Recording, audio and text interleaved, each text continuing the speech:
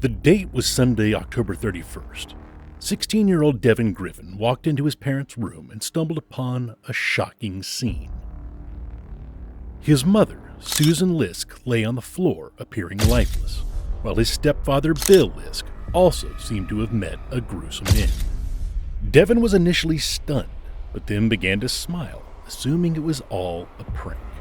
After all, it was Halloween, and the blood, while convincing, could easily be one of those realistic fake blood pouches sold in stores. Though his parents weren't known for such practical jokes, he thought there could always be a first time for everything. But Devin was horribly mistaken. Upstairs, his 23-year-old brother Derek lay dead in his bedroom. This was no Halloween prank. It was a real-life nightmare, and Devin had just walked into the most traumatic event of his life. Halloween is often a time for fun, with people dressing up in scary costumes and going door to door for candy. But for some, the horror hits far too close to home.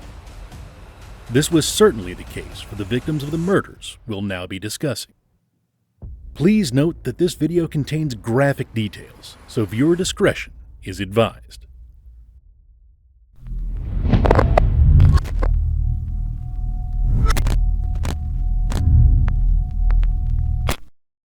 The tragedy began on October 30th, a day before Halloween. The Liske family was having a seemingly happy time. Bill Liske and his 24-year-old son BJ had spent the day hunting. That evening, the Liskes hosted a celebratory gathering with neighbors, which lasted until around midnight. But the next morning, the peaceful facade crumbled. Lori Morse, Susan's sister-in-law, grew concerned when Derek did not show up to help with some chores as he had promised. She tried calling him, but he did not answer.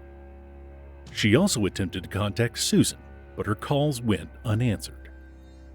Devin had spent the night at his biological father's house and had gone to a church concert that Sunday morning.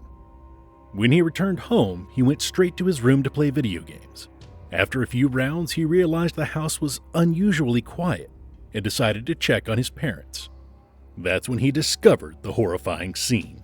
In their bedroom, Devin saw his mother and stepfather lying in pools of blood which covered their bodies, the walls, and the floor. At first, he thought it was a prank and tried to wake them up, but it quickly became clear that this was no joke. Panicked, he called the police.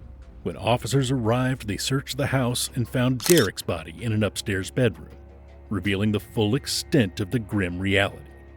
This was a nightmare come to life. So what had really happened in the Liske household? Was it a cruel twist of fate, or did a darker motive lie beneath the surface? The police initially speculated that the killer had bludgeoned Derek to death with a blunt object, likely a hammer, before shooting Susan and Bill. There were no signs of forced entry, and no empty shell casings were found in the bedroom, which puzzled investigators. Despite a thorough search, they found no immediate clues pointing to the identity of the murderer. However, a muddy footprint near the backyard pool led them to believe that the killer might have discarded the weapon there. Yet, after draining the pool, no murder weapon was recovered. Investigators then turned to Devin, questioning him as the one who had discovered the bodies. But his alibi and timeline of events were solid. Devin mentioned that when he arrived home, his stepbrother BJ was in the driveway, appearing to load something into his father's car. That detail raised a red flag for investigators, shifting BJ from a person of interest to prime suspect. The relationship between BJ and Susan had always been strained. He deeply resented her marriage to his father, and their arguments had occasionally escalated to physical altercations. Furthermore, BJ had a known history of mental illness and substance abuse. His behavior was so erratic that his father, Bill, had previously asked him to move out of the house. Armed with this information, the police urgently tracked BJ to a family hunting cabin. When they found BJ, they also found a firearm and blood in the truck that he had been driving. Back at the house, they located the hammer used in the attack. Blood from Bill, Susan, and Derek were discovered on BJ's clothing, sealing his fate. BJ then confessed to his mother in a jailhouse conversation that he had committed the murders, but he claimed he was not in his right mind at the time. BJ was eventually convicted and sentenced to 3 consecutive life terms without the possibility of parole. However, the story did not end there. Unwilling to endure life in prison, BJ took his own life behind bars, thus closing the final chapter on the tragic events that shattered the Liske family. What is the best thing about Halloween? Is it the costumes, the decorations, or the candy? Everyone has a different answer, but for Ronald Clark O'Brien, the answer was obviously candy. But not for the reasons you might expect. You see, Ronald had run into a bit of financial trouble. When regular people run into financial troubles, they figure out ingenious ways to solve them. Some might get a second job, and others may take out a loan or a second mortgage. But Ronald had a different plan. He'd taken out a life insurance policy on his 8-year-old boy, Timothy O'Brien, and he believed that the policy just might come in handy. But for him to get the $100,000 payout, his son had to die. It was Halloween, and Ronald believed he had come up with the most genius plan in the world. He mixed cyanide with some candy and thought that he would give that candy to Timothy. But he needed the perfect cover-up to do this. That perfect cover-up was Halloween. So on October 31st, 1974, Ronald took his kids trick-or-treating. That would be the last Halloween for young Timothy O'Brien. Ronald took his kids trick-or-treating, and they arrived at the door of a neighbor who refused to answer them. The kids grew impatient with this and ran ahead. That was when Ronald produced the candy he had mixed with cyanide. He handed the candy over to the kids when he caught up with them and claimed the candy had come from the neighbor. But that was a lie. After a long night of trick-or-treating, the O'Briens returned home, and Timothy eagerly asked for his candy. Ronald handed him the poisoned treat. When Timothy complained of the bitter taste, his father gave him some Kool-Aid to wash it down. Moments later, the boy began vomiting and died in his father's arms. The same father who had poisoned him. Ronald O'Brien thought he could outsmart the police. He claimed he couldn't remember which house had given him the poisoned candy, but this got the police suspicious, and his story quickly unraveled. None of the houses they visited had handed out the treat in question, and the house that Ronald eventually took them to belonged to an air traffic controller who definitely wasn't home during Halloween. But the situation was about to get even worse.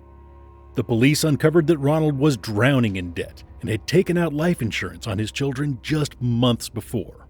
The morning after Timothy's death, Ronald made a chilling move. He called the insurance company, eager to collect. Investigators then discovered he had tried unsuccessfully to buy cyanide from a local store. The pieces of his dark plan were falling into place. Eventually, Ronald was arrested and tried for murder. He maintained his innocence and suggested that maybe the Mad Poisoner, a character in a popular urban myth, had done the poisoning. That defense never flew, and he was sentenced to execution, which eventually happened 9 years later. We all expect kids in funny costumes at our doors during Halloween. The social contract is simple. The kids knock and we offer them a treat. But what happens when someone who isn't a kid knocks and asks for something that isn't a treat?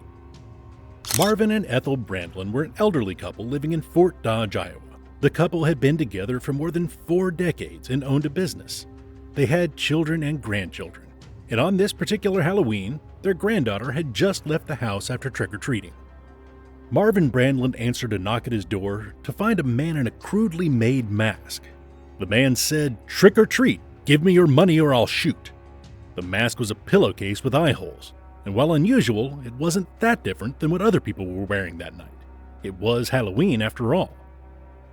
Marvin laughed, being a veteran of World War II, not taking the threat seriously. But that was his fatal mistake.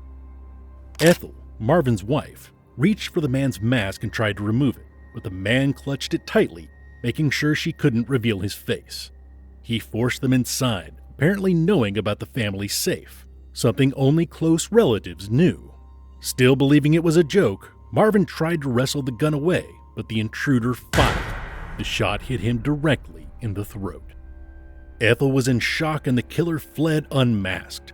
She recognized him as a family acquaintance who had once threatened Marvin, But despite her claims, the police never made an arrest, citing insufficient evidence for a conviction.